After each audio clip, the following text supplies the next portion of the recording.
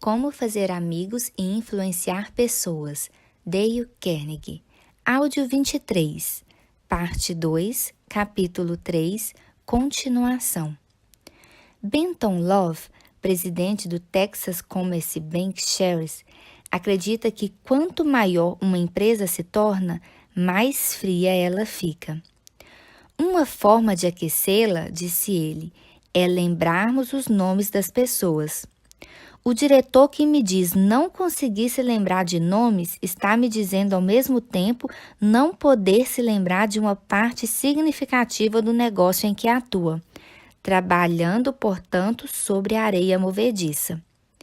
Karen Kirsch, de Rancho Palos Verdes, Califórnia, comissária da Companhia de Aviação TWA, habituou-se a guardar os nomes de quantos passageiros fosse possível, e ao atendê-los, chamava-os por seus nomes. Como resultado, essa atitude era recompensada com elogios aos seus serviços, tanto diretamente para ela, quanto indiretamente para a companhia.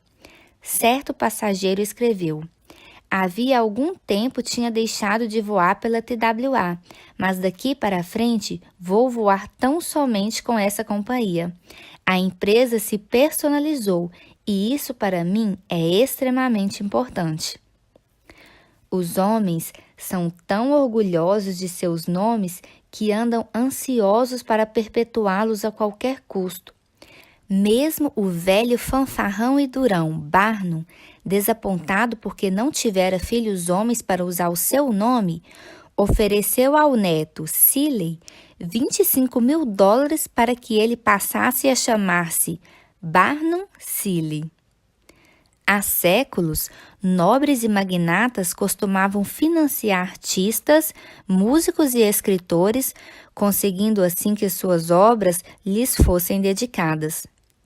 Bibliotecas e museus devem suas mais ricas coleções a homens que não podiam conceber que seus nomes desaparecessem da memória da sua raça. A Biblioteca Pública de Nova York possui as coleções Astor e Lenox. O Metropolitan Museum perpetuou os nomes de Benjamin Altman e J.P. Morgan. E quase todas as igrejas são embelezadas por vitrais que lembram os nomes dos doadores. Grande parte dos edifícios de muitas universidades levam os nomes de doadores que contribuíram com vultosas somas de dinheiro para obter essa honra.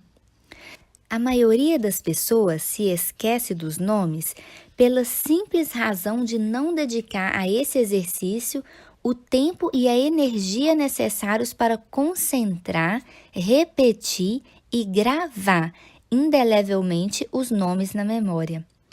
Quase todos dão a desculpa de que são muito ocupados.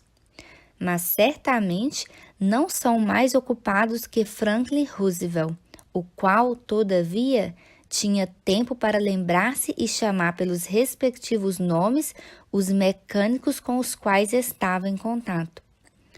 Para exemplificar, a organização Chrysler construiu um carro especial para o Sr. Roosevelt, que não podia dirigir carros comuns porque suas pernas estavam paralisadas.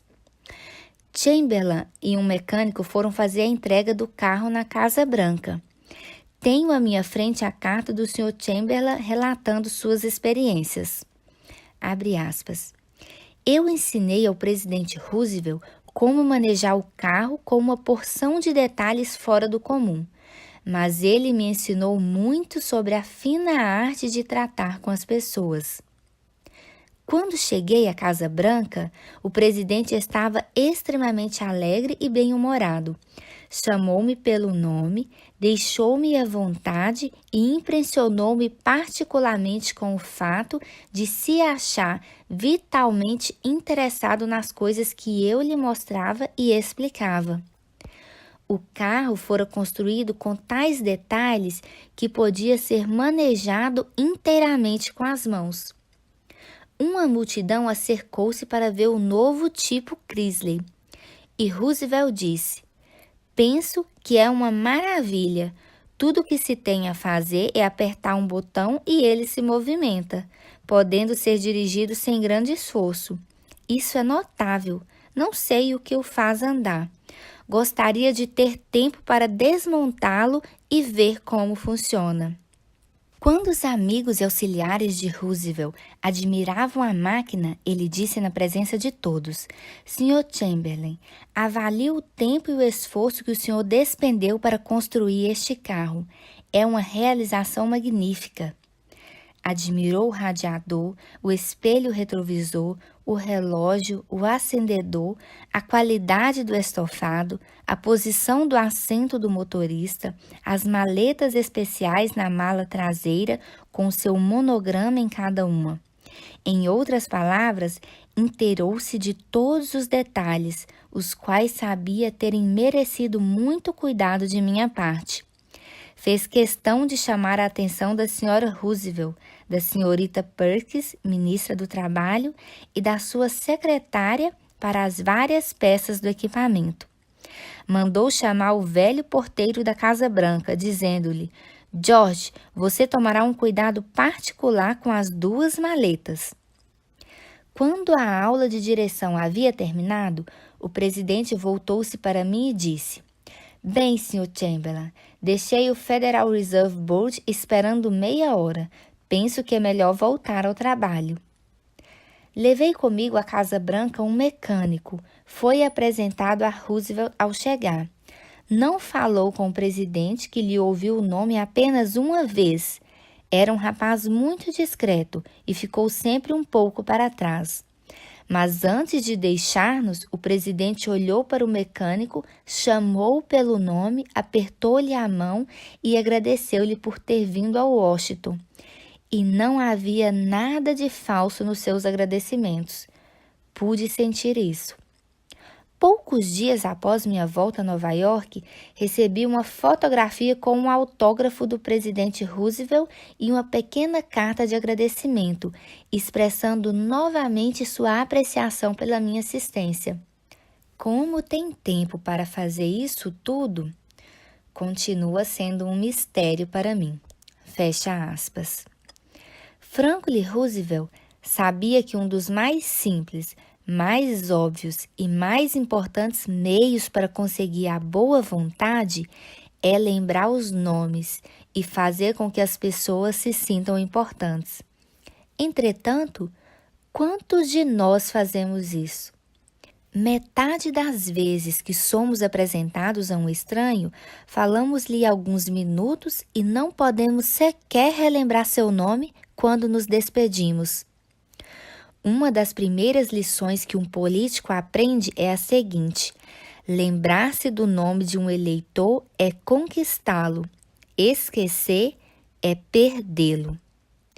E a habilidade de lembrar os nomes é quase tão importante nos negócios e nos contatos sociais como na política.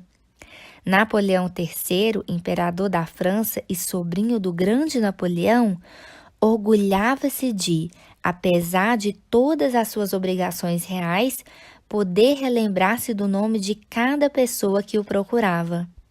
Sua técnica? Simples. Se não ouvia o nome perfeitamente, dizia: Perdão, não ouvi bem o seu nome. Se era um nome não muito comum, costumava dizer: Como se escreve? Durante a conversa, preocupava-se em repetir o nome várias vezes e procurava associá-lo na mente com alguns sinais característicos do homem, expressão e aparência geral. Se era alguém de importância, Napoleão empregava processos mais elaborados. Logo que ficava só, escrevia o nome da pessoa num pedaço de papel, olhava-o, concentrava-se nele e gravava-o definitivamente na memória. Só depois disso rasgava o papel. Com esse recurso, conseguia tanto uma impressão visual do nome como uma impressão auditiva.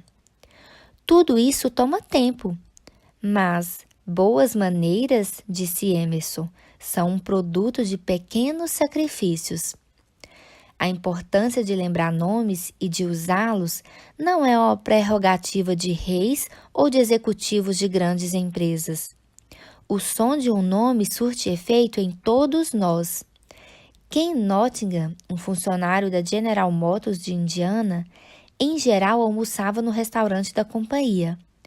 Observou que, invariavelmente, a moça que trabalhava atrás do balcão tinha uma fisionomia sombria. Ela devia fazer sanduíches havia umas 2 horas, e eu era exatamente um outro sanduíche. Disse-lhe o que queria. A moça pesou o presunto numa pequena balança, pegou uma folha de alface, uma porção pequena de batatas fritas e passou-me o prato. No dia seguinte, entrei na mesma fila. A mesma moça, a mesma fisionomia. A única diferença foi que li seu nome no crachá. Sorri e disse: "Oi, Eunice." E só então fiz meu pedido. Bom, ela esqueceu a balança, empilhou algumas fatias de presunto, pegou 3 folhas de alface e fez um monte com as batatas fritas, a ponto de caírem do prato. Devemos atentar para a mágica que existe no nome e compreender que esse singular elemento pertence exclusivamente à pessoa com quem estamos lidando e a ninguém mais. O nome destaca a singularidade do indivíduo, tornando-o único entre a multidão. A informação que comunicamos e a solicitação que fazemos em determinada situação assumem uma importância especial quando mantemos vivo em nossa mente o nome do indivíduo. Da garçonete ao diretor, o nome exercerá um efeito mágico enquanto lidamos com as pessoas. Princípio 3. Lembre-se de que o nome de uma pessoa é para ela o som mais doce e mais importante que existe em qualquer idioma.